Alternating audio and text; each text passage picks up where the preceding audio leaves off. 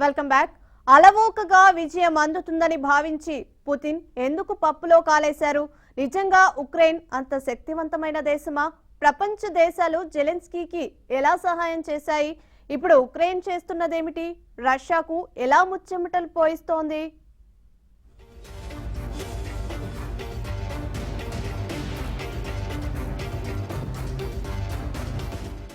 వంద రోజులు పూర్తయి 150 రోజుల వైపుకు అడుగులు వేస్తున్న పుతిన్ అనుకున్న లక్ష్యాల్ని చేరుకోలేకపోయారు. సులువైన విజయాన్ని అంచనా వేసిన రష్యా ప్రభుత్వం ఆ దిశగా అడుగులు వేయలేకపోయింది. సన్నద్ధత లేకుండా దుందుడుకు చర్యలతో యుద్ధాన్ని ప్రకటించడమే ఇందుకు కారణంగా చెబుతున్నారు. పేలవమైన ప్రణాళిక రచన రష్యన్ అసమర్థతగా కూడా అంచనా వేస్తున్నారు.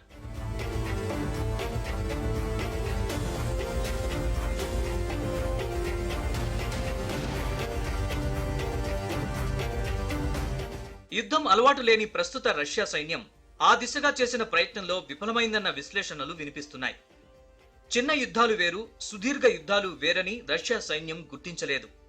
ఎక్కువ గ్రౌండ్ ఫోర్స్ అవసరమైన స్థిరమైన ఆక్రమణ కోసం రష్యన్ సైన్యం తగినంతగా సిద్ధం కాలేదని కొందరి నిపుణుల వాదన.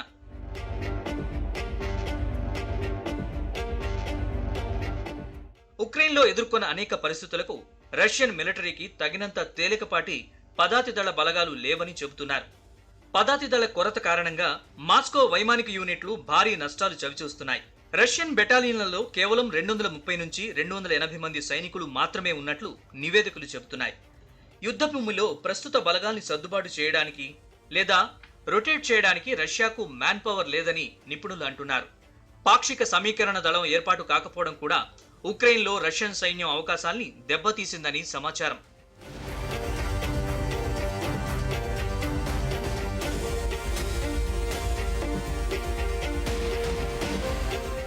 ఉక్రెయిన్ రాజధాని కీవ్తో పాటు ఖార్కివ్, ఒడిశా ప్రాంతాల్ని స్వాధీనం చేసుకుంటే యుద్ధం పూర్తయినట్లేనని రష్యా ఎదురుచూసింది. సుదీర్ఘ పోరాటం తర్వాత రష్యా సేనలు కీవ్తో పాటు ఖార్కివ్ నగరాల నుంచి వెనక్కి తగ్గాయి. ఒడిశా నగరం దరిదాపులకు కూడా వెళ్లలేకపోయాయి. పైగా ఇది వ్యూహాత్మక వెనకడుగని డాంబికాలు పలుకుతోంది. తను ఆక్రమించదలుచుకున్న ప్రాంతాలపై మాత్రం రష్యా ప్రత్యేక దృష్టి పెట్టింది. డాన్బాస్ ప్రాంతంలో రష్యా సైన్యం పురోగతి నెమ్మదిగా ఉన్నా స్థిరంగా కనిపిస్తున్నట్లు విశ్లేషణలు వస్తున్నాయి. 2014 నుంచి ఆక్రమించిన క్రిమియా ల్యాండ్ కారిడార్ ని రష్యా స్వాధీనం చేసుకుంది. క్రిమియాలో నీరు, విద్యుత్ను నిర్వహిస్తున్న ఉక్రెయిన్ను మాస్కో అడ్డుకుంది. రష్యా అధీనంలో ఉన్న డ్నీపర్ నది శుష్క క్రిమియా ద్వీపకల్పాన్ని కలిపే మంచినీటి కాలువ.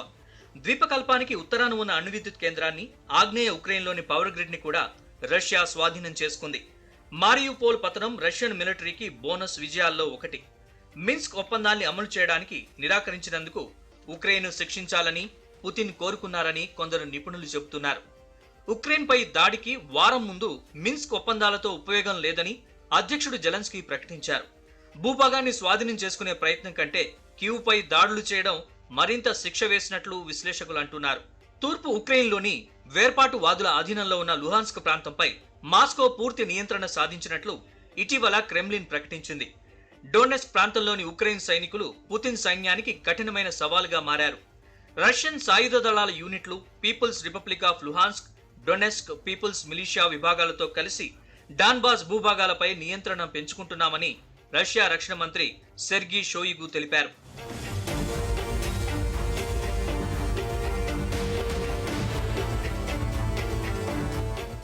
ఉక్రెయిన్కు జెలెన్స్కీ ఒక వరప్రసాదం. నటుడిగా, స్టాండప్ కమెడియన్ గా అలరించి తర్వాత రాజకీయాల్లోకి వచ్చిన జెలెన్స్కీ నాయకత్వం ఉక్రెయిన్ ప్రజల్లో ధైర్యాన్ని పెంచింది. పోరాట పటిమను ఆయన నూరిపోశారు. నేరుగా ప్రజల వద్దకు వెళ్లి మాట్లాడి వారిని చైతన్యపరిచారు. తమ భూభాగాన్ని కాపాడుకోవాల్సిన అనివార్యతను జనానికి వివరించారు.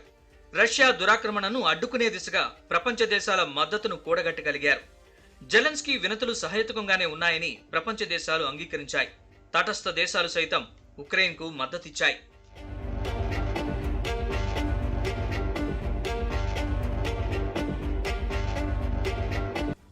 ఉక్రెయిన్ రష్యా యుద్ధంలో తొలుత తటస్థ వైఖరిని పాటించాలని ప్రపంచ దేశాలు భావించాయి.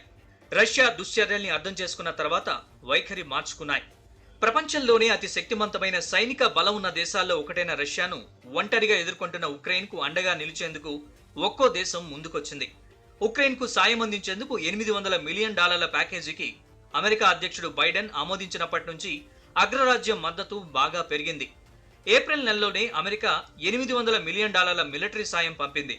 తూర్పు ఉక్రెయిన్పై రష్యా దాడుల్ని ఆపేందుకు ఈ చర్యలు తీసుకున్నారు. ఈ ప్యాకేజీలో భాగంగా అదనపు హెలికాప్టర్లు, ఉక్రెయిన్ సాయుధ సిబ్బంది క్యారియర్లు, తీర ప్రాంత రక్షణకు ఉపయోగించే నావికా డ్రోన్ నౌకలతో పాటు రసాయన, జీవ, అణు, రేడియోలాజికల్ దాడుల్లో సైనికుల్ని రక్షించడానికి ఉపయోగించే పరికరాల్ని కూడా ఉక్రెయిన్కు అందించారు. మరోవైపు ఉక్రెయిన్కు సుమారు $1 బిలియన్ ఆర్థిక సాయం చేస్తామని అమెరికా ప్రకటించింది. యుద్ధంలో అవసరమయ్యే డిఫెన్సివ్ ఎక్విప్మెంట్ను ఉక్రెయిన్కు పంపేందుకు ఇటలీ అంగీకరించిన సంగతి తెలిసిందే.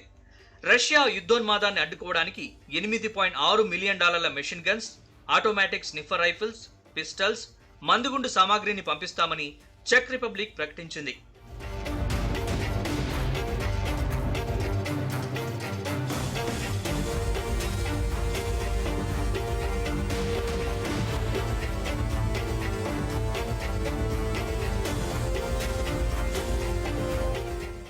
అలాగే నెదర్లాండ్స్ 400 యాంటీ ట్యాంక్ వెపన్స్ ని ఉక్రెయిన్ కు సాయంగా పంపింది. ఫ్రాన్స్ కూడా ఆయుధ సాయం చేసింది. యుద్ధంలో ఏమాత్రం చలించని ధైర్యంతో పోరాడుతున్న ఉక్రెయిన్ సైనికుల్లో మరింత బలాన్ని నింపేందుకు జర్మనీ ముందుకొచ్చింది. రష్యా దాడుల్ని తిప్పికొట్టేందుకు తమ వంతు సాయంగా ఆయుధాలు పంపింది.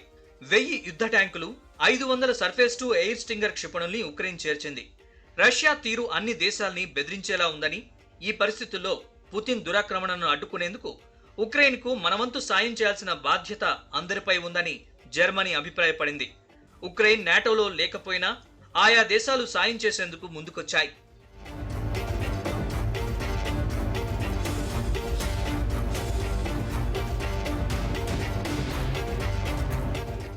చైనా మాత్రం రష్యా పక్షమే వహిస్తోంది. ఉక్రెయిన్పై మాస్కో దాడిని ఖండించేందుకు డ్రాగన్ కంట్రీ పాలకులు నిరాకరించారు. పుతిన్, జిన్పింగ్ ఫోన్లో మాట్లాడుకుంటూ యుద్ధ పురోగతిని, వ్యూహాలను చర్చించుకుంటున్నారు. యుద్ధం ప్రారంభమైనప్పటి నుంచి ఇరు దేశాల సంబంధాలు పటిష్టమయ్యాయి. రెండు దేశాల మధ్య వ్యూహాత్మక సమన్వయాన్ని ముందుకు తీసుకెళ్లడానికి సుముఖంగా ఉన్నామని జిన్పింగ్ ఉద్ఘాటించారు. అంతర్జాతీయ సంస్థల్లో రష్యాతో కమ్యూనికేషన్, సమన్వయాన్ని బలోపేతం చేయడానికి చైనా సిద్ధంగా ఉందన్నారు. అంతర్జాతీయ క్రమాన్ని, ప్రపంచ పాలనను మరింత న్యాయమైన, సహేతుకమైన అభివృద్ధి వైపు నడిపేందుకు సిద్ధంగా ఉన్నామని తెలిపారు.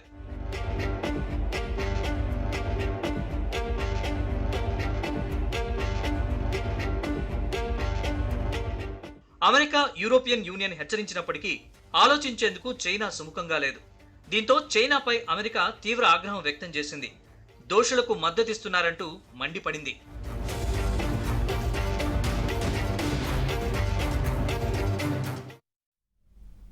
పుతిన్ చేసిన తప్పిదాలకు రష్యన్లు బలవుతున్నారా? ఆయుధాలు వదిలేసి పారిపోయే పరిస్థితి వచ్చిందా? పుతిన్ యుద్ధోన్మాదం కారణంగా ప్రపంచమే ఇబ్బంది పడే దుస్థితి వచ్చిందా? అన్ని దేశాలు ఆర్థికంగా నష్టపోతున్నాయా? ముఖ్యంగా ఆసియా దేశాల్లో ద్రవ్యోల్బణం ఆకాశాన్ని అంటిందా?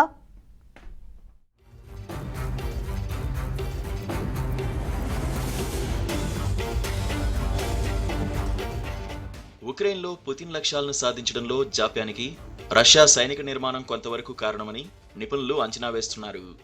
సోవియట్ యూనియన్ పతనం నుంచి భారీ సైన్యం సమీకరణకు రష్యా చెల్లుచీటీ పాడింది. సోవియట్ కాలంలో ఉన్న పెద్ద సైన్యం రష్యాకు ఉపయోగపడకుండా పోయింది. నాటో తమకు ఇబ్బంది కలిగించదని రష్యా భావించింది. తమకు శత్రువులు లేరని అప్పటి అధ్యక్షుడు బోరిస్ ఎల్చిన్ ప్రకటించిన సంగతి ఇక్కడ గుర్తు చేసుకోవాలి. దాంతో సైనికుల సంఖ్యతో పాటు ఆయుధాలను కూడా రష్యా తగ్గించుకుంటూ వచ్చింది. మిలిటరీ సంస్కరణలను ప్రవేశపెట్టి రక్షణ శాఖ వ్యయాన్ని తగ్గించుకుంది. ఎక్కువ మంది కాంట్రాక్ట్ సైనికులను చేర్చుకుని తర్వాత పంపించేసింది. దాంతో ఇప్పుడు ఉక్రెయిన్ యుద్ధంలో రష్యాకు ఎదురు దెబ్బలు తగిలాయి.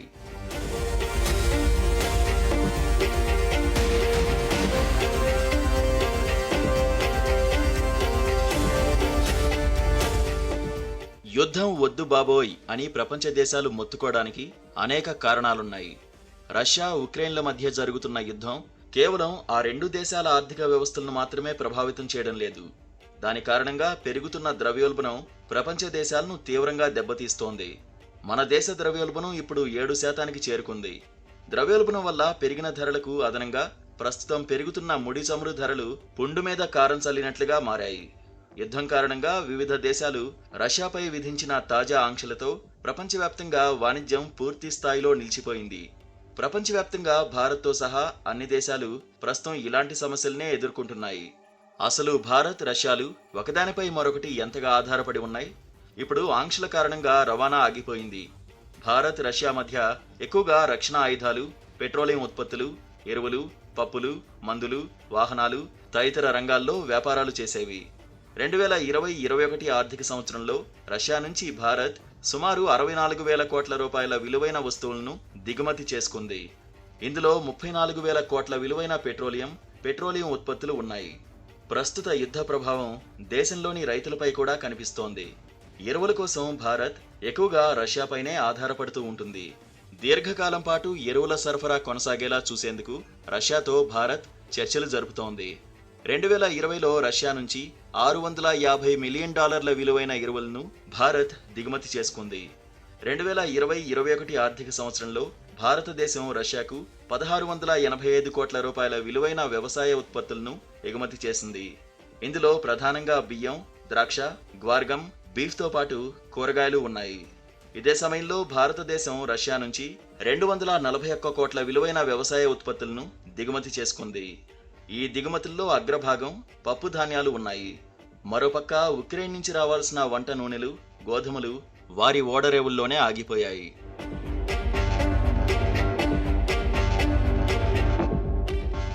యుద్ధం ప్రారంభం కాగానే పెట్రోల్, డీజిల్ ధరలు ఆకాశాన్ని తాకాయి.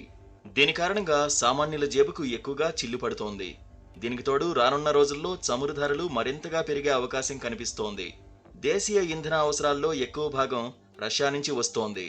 అంతేకాక భారత్కు చెందిన ఆయిల్ కంపెనీలు రష్యాలోని చమురు, గ్యాస్ క్షేత్రాల్లో ఇప్పటికే భారీగా పెట్టుబడులు పెట్టాయి.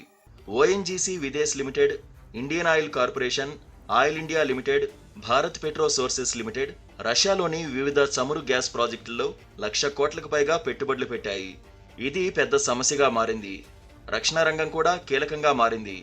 దాంతో భారత్కు కూడా ఈ 4 నెలల కాలంలో ఇబ్బందులు ఎదురయ్యాయి. రష్యా పంతం వేడటం లేదు. లొంగిపోయి రష్యా డిమాండ్లు నెరవేర్చేందుకు ఉక్రెయిన్ సిద్ధంగా లేదు. దాంతో ఈ యుద్ధం సుదీర్ఘకాలం సాగడం ఖాయంగా కనిపిస్తోంది. రష్యా కూడా వ్యూహాత్మకంగానే అడుగులు వేస్తున్నందున ఇకపై తక్కువ నష్టంతో ఎక్కువ కాలం యుద్ధం చేసే చర్యలు చేపట్టే వీలుంది. నాటోతో యుద్ధానికి పుతిన్ సిద్ధంగా లేరు.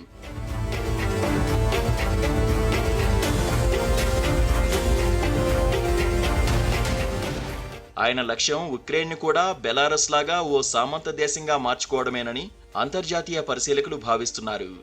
క్రిమియా తరహాలో ఉక్రెయిన్ను ఆక్రమించుకునే ఉద్దేశం లేదని, సర్వనాశనం చేసి వదిలేయాలని చూస్తున్నారని విశ్లేషణలు వినిపిస్తున్నాయి.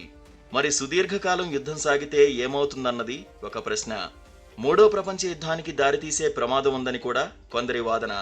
20వ శతాబ్దంలో జరిగిన 2 ప్రపంచ యుద్ధాలు కూడా తొలుత 2 దేశాల మధ్యే ప్రారంభమయ్యాయి. తర్వాత ఇతర దేశాలకు విస్తరించి ప్రపంచ యుద్ధాలుగా మారాయి. 4 నుంచి 6 సంవత్సరాల వరకు ప్రపంచ యుద్ధాలు సాగాయి. ఇప్పుడు ఉక్రెయిన్, రష్యా యుద్ధం చూస్తే అదే జరుగుతుందని అనుమానిస్తున్నారు. అదే జరిగితే ప్రపంచ దేశాలకు తీవ్ర నష్టం ఖాయం. దేశాల వద్ద ఆయుధాలు అడుగంటిపోతాయి. ఆర్థికంగా పూర్తిగా కుమిలిపోతాయి. పారిశ్రామికంగా నిర్వీర్యమైపోతాయి. దైనందిన కార్యక్రమాలకు కూడా ఆటంకం ఏర్పడుతుంది. అందుకే యుద్ధం ఆగాలి. రష్యాను దారికి తెచ్చేందుకు ప్రయత్నించాలి. 4-5 దఫాలు జరిగిన చర్చల్లో ప్రతిష్టంభనను తొలగించి ఇరు వర్గాలను మళ్లీ ఒక దగ్గరకు చేర్చాలి. అప్పుడు ఏదైనా ప్రయోజనం ఉండొచ్చు.